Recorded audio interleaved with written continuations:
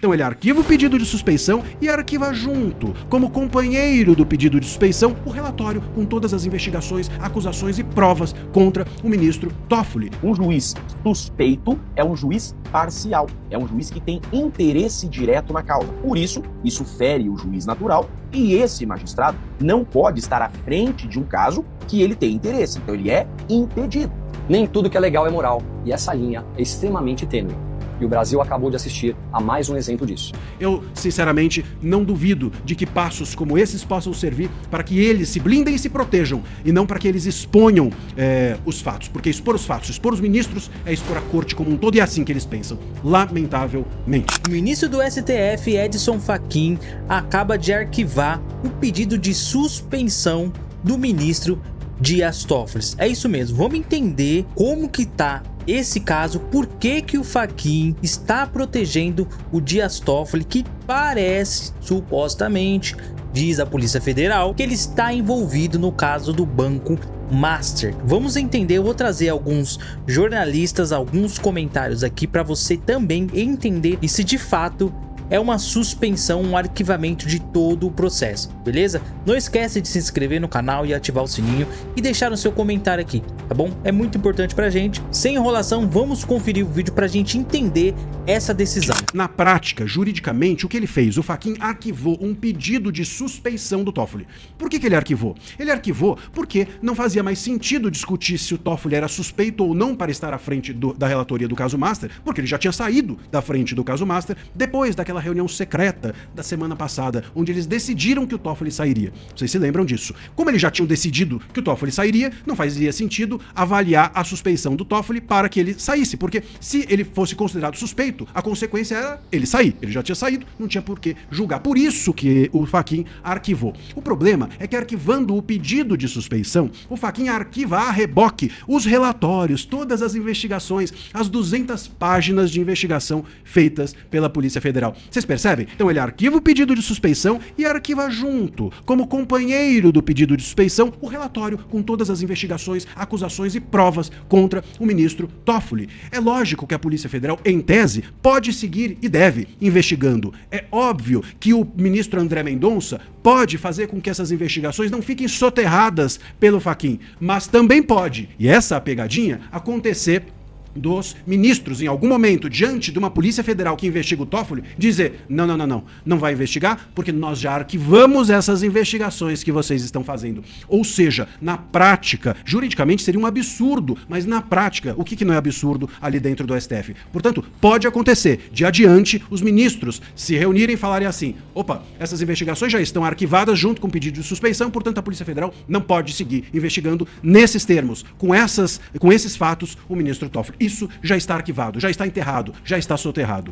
Eu, sinceramente, não duvidaria nada, porque dentro do STF, a dissidência entre os ministros é muito menor do que o corporativismo. A se vê, inclusive, o ministro Mendonça tendo apoiado o Toffoli nessa reunião secreta que houve algumas semanas atrás, como foi revelado na conversa que vazou para o site Poder 360. Portanto, meus amigos, eu, sinceramente, não duvido de que passos como esses possam servir para que eles se blindem e se protejam, e não para que eles exponham os fatos, porque expor os fatos, expor os ministros é expor a corte como um todo, e é assim que eles pensam, lamentavelmente. Tudo por causa de um título mal escrito. Matéria da Veja que deu uma baita confusão. Fachin anula investigação da Polícia Federal sobre Toffoli e Grupo Master. Gente, nada disso. Esse título da Veja virou um caos, mas eu vou explicar para vocês que isso não é verdade. Fachin, na condição de presidente do STF, não anulou investigação da Polícia Federal contra Dias Toffoli no caso Master. Nada disso. O que aconteceu foi o seguinte, quem lembra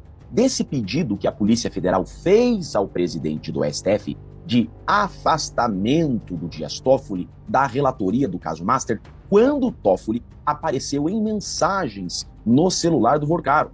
PF pede suspeição de Toffoli por conteúdo no celular de Vorcaro.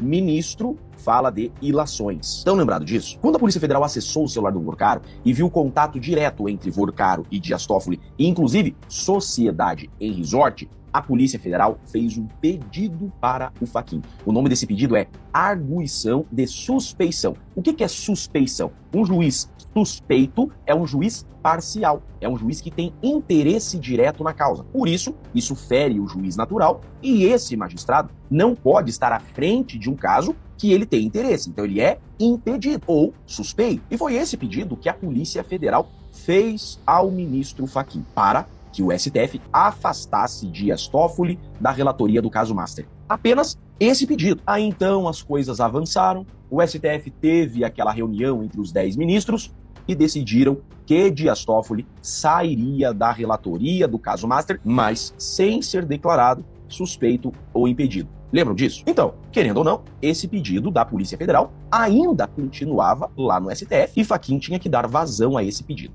Fachin, então, decidiu. E digo pra vocês, Fachin decidiu corretamente. E vocês sabem que se tivesse qualquer erro nessa decisão, eu seria o primeiro a apontar. Mas o Fachin não tinha outra escolha. Por quê? Porque tem-se aqui a chamada perda de objeto. Não tem mais motivo para o Fachin analisar esse pedido da Polícia Federal de afastamento do Dias Toffoli da relatoria da investigação do caso Master. Porque o Dias Toffoli já não está mais na relatoria. Então, o pedido perdeu o objeto. O segundo ponto, e juridicamente falando, a Polícia Federal não é parte no caso. Então a Polícia Federal não pode requerer algo. O delegado da PF, ele representa por.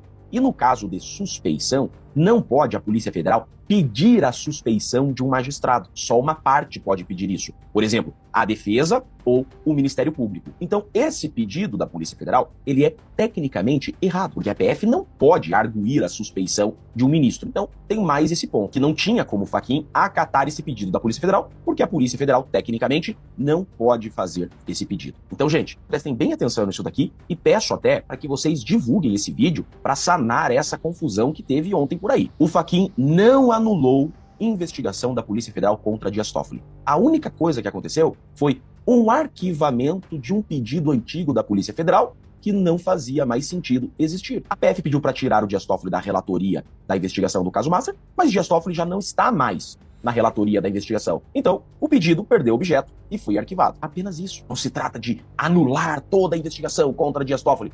Nada disso. Até porque nem se sabe se existe uma investigação contra o Dias Toffoli, né? E de tudo isso que nós estamos vendo, com o afastamento do Dias Toffoli da relatoria da investigação do Master sem ser declarado suspeito, tem algo muito negativo aqui. Significa o seguinte, que se Dias Toffoli não foi declarado suspeito, significa que ele continua imparcial para analisar e julgar esse caso Master. Então, embora o André Mendonça seja agora o relator, quando esse caso chegar no STF e for para o quórum a ser julgado, Dias Toffoli poderá participar do quórum de julgamento.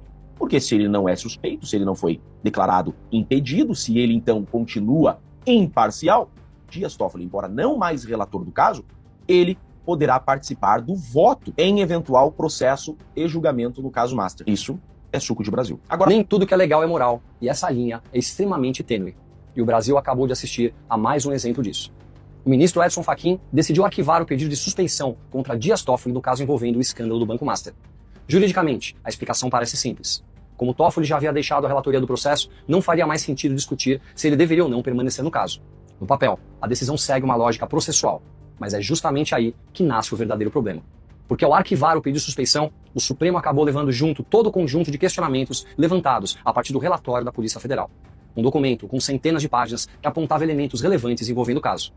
O debate deixou de existir antes mesmo de ser enfrentado. A pergunta que fica não é jurídica, ela é moral. Se havia dúvidas suficientes para discutir a suspeição, por que essas dúvidas desaparecem simplesmente porque o ministro deixou o processo? Se existiam elementos investigativos, por que eles deixam de ser analisados junto com o arquivamento formal? A decisão cria uma sensação perigosa para a sociedade, a de que o sistema encontra caminhos técnicos para evitar discussões incômodas sem precisar respondê-las diretamente. Segundo o comunicado do próprio STF, o arquivamento ocorreu após reunião entre os ministros, que entenderam não haver cabimento para a suspeição depois da saída de Toffoli da relatoria, preservando, inclusive, a validade de todos os atos praticados anteriormente. Legalmente, o procedimento pode estar correto, mas politicamente e moralmente, a mensagem transmitida é outra. O cidadão comum olha para a situação e vê investigações sendo encerradas, não porque foram esclarecidas, mas porque perderam o objeto. Vê relatórios desaparecerem do debate público sem que as perguntas essenciais sejam respondidas. E passa a ter a impressão de que certas discussões simplesmente não chegam até o fim. A confiança nas instituições não nasce apenas da legalidade das decisões, mas da percepção de justiça. Quando a forma vence o conteúdo, o risco é transformar o processo em blindagem e não em esclarecimento. O Brasil precisa de instituições fortes, mas também transparentes. Precisa de decisões legais, mas sobretudo legítimas aos olhos da sociedade. Porque quando moralidade e legalidade deixam de caminhar juntas, quem perde não é um lado político, é a própria confiança do país na justiça. Decifra política, é o grito da nação.